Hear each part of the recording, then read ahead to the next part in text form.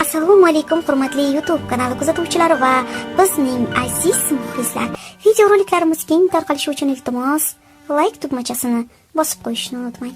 Agarda kanalimizda yangi va yoki mehmon bo'lsangiz, podpisatsiya va qo'ng'iroqcha tugmasini bosib qo'ying. Unday bo'lsa, bugungi videorolikimiz mavzusiga o'tamiz. Taxmina Sodiqning ishdan kelib choy ichishga o'tirishini kutib turdi. Eriga ovqatini uzatgach, gap boshladi. Sodiq aka, indinga dugonalarim bilan gapimiz bor. Yaxshi, dadasi, indinga meni o'tirishim bo'ladi deyapman. Xo'p, shunga men nima qilishim kerak? Siz menga yangi ko'ylakka pul berishingiz, men esa uni sotib olishim kerak. Taxmina o'tgan oyda ham yangi ko'ylak olganding-ku, o'shani kiysang bo'lmaydimi? Iye, nimalar deyapsiz? U yerga hamma o'rtoqlarim yangi ko'ylaklarda borsa, men ular ko'rgan eski kiyimda boramanmi? Onasi, meni ham tushun, oyligim hali chiqmadi. Buning ustiga boshimizda bir talay qarzlarimiz bor. Taxmina erning gaplarini cho'rt kesdi. Men ishim yo'q.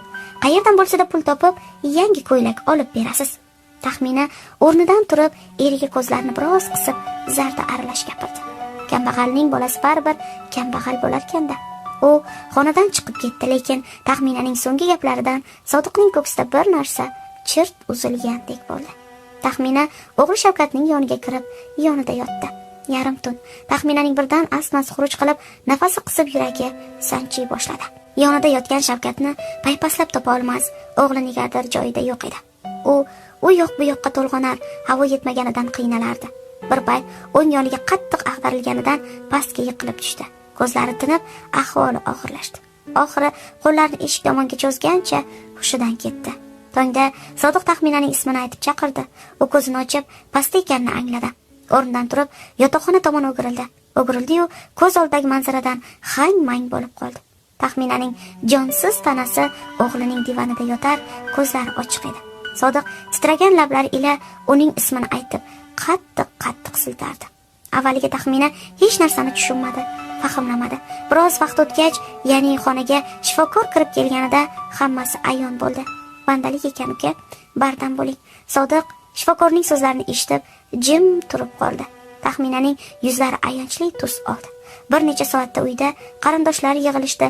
Taxmina ularning barchasini ko'rar, eshitar, biroq uni borligini anglamasdi.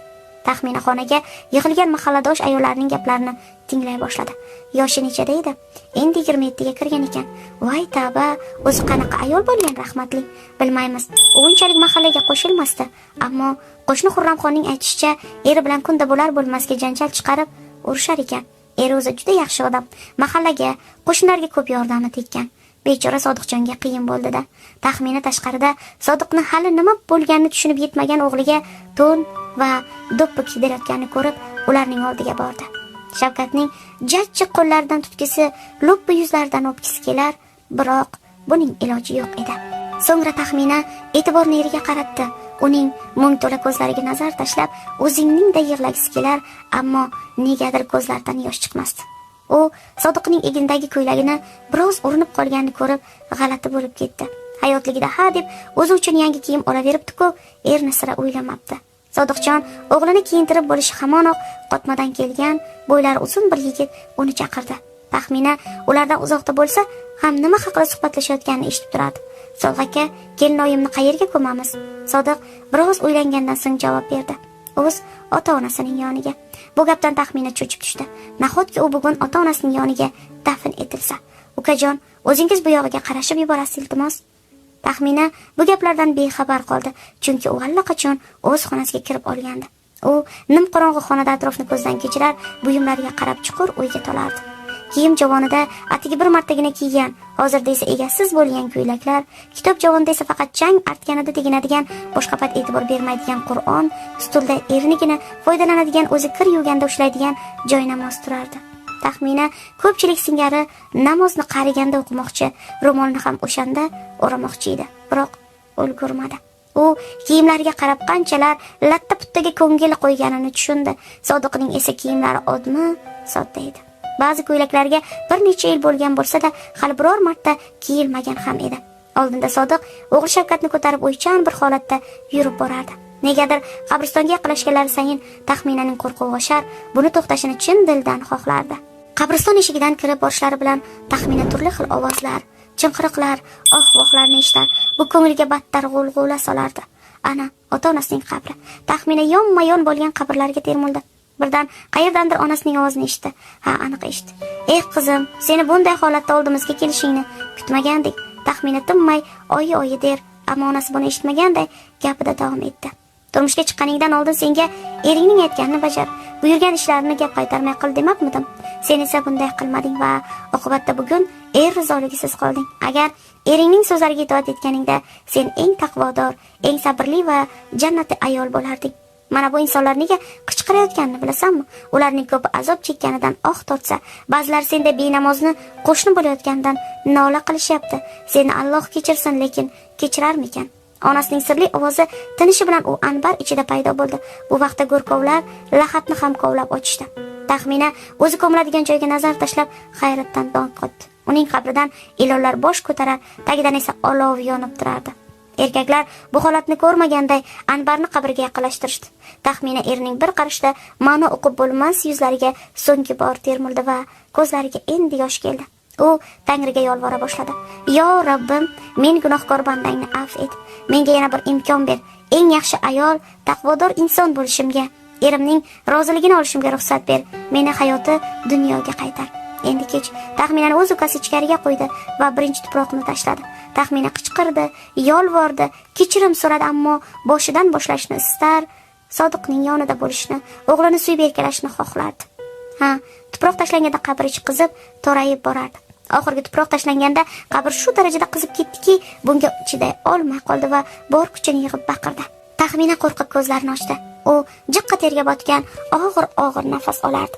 Atrofni ko'zdan kechirib yondi. O'g'li Shavkat pishillagancha uxlab yotganini ko'rdi-yu, bularning bari tushida bo'lganini tushunib yetdi. Yuragi quvonchdan hapriqgancha o'g'lini quchdi, yuzlaridan o'pib erkaladi. So'ng o'rnidan turib deraza yoniga bordi. Ko'chaga qarab bomdod vaqti bo'lib qolganini sezdi.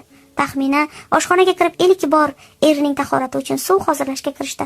Sodiq yotoqxonadan chiqib xotinini bemahalda oshxonada kuymalanib yurganini ko'rib bir ajablangan bo'lsa, unga mehr bilan qaraganini sezib hayrati chandon oshdi. "Tinchlikmi? Saharlab turib olibsan. O'zim sizga suv hozirlay dedim-da. Mengami? Nima?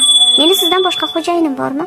Sodiq yana gapirsa urush chiqishidan bezillab indamadi, lekin unday bo'lmas. Taxmina endi o'zgargandi. Ikkisi oldinma-ketin turib namoz o'qishdi. Taxmina juda uzoq duo qildi. Hatto ko'zlariga yosh oldi. Taxmina so'ri tokda xayol surib o'tirgan erini ko'rib yoniga bordi. "Ha, dadasi, nima haqida o'y so'rayapsiz? Shunchaki ishlarni rejalayapman." "Sodiq aka, ertaga gapim bor edi-ku. Kel, hozir janjal qilmagin." "Yo'q, avval eshiting. Shu gapimga bormoqchi emasman." "Nega? Borgim kelmayapti. Undan ko'ra bugun bozorga borib, sizga yangi kiyimlar olamiz." "Meni kiyimlarim bor-ku. Bo'lsa ham olamiz. Senga ko'ylak kerakmasmi?" "Yo'q, kerak emas." Sodiq javobdan lol qoldi. "Axir senga yangi ko'ylaklar kiyish yoqardi shekilli." "Adashdingiz. Menga buyum emas, siz bilan o'g'limiz qadrlisiz." Taxmina shunday deb eriga yaqinroq o'tirib, yelkasiga boshini qo'ydi. "Dadasi, kechagi gapim uchun meni kechiring." "Qaysi gap?" "Kecha kechqurungi. Men kechirish tugul u gapingni unutib ham yubordim. Endi hech ko'nglingizni og'rituvchi gap aytmayman. Rostana, sen negadir o'zgarib qolibsanmi?" Taxmina indamay jilmayib qo'ya qoldi. U hali hamon erining yelkasidan boshini olmagan, ko'zlarini yumgancha turar. U shu holida o'zini tinch va baxtiyor his etardi. Xulosa qilishsiz azizlardan tushunamiz, har kim o'z qarichi bilan o'lchaydi dunyoni.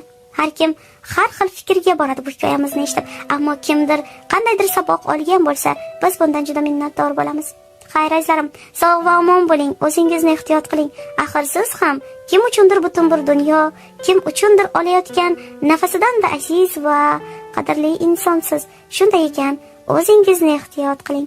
Shirin diydor qadar, diydorlashguncha, qadrbaland qadrdonim, sog' va omon bo'ling. O'zingizni ehtiyot qiling. Aytgancha, agarda kanalimizga obuna bo'lmagan bo'lsangiz, podpisatsiya va qo'ng'iroqcha tugmasini bosib qo'ying. Videorolikimiz sizga manzur kelgan bo'lsa, like tugmasini ayamasdan bosib qo'yasiz degan umiddamiz. Xayr azizlarim, biz sizlarni barchangizni yaxshi ko'ramiz va hurmat qilamiz.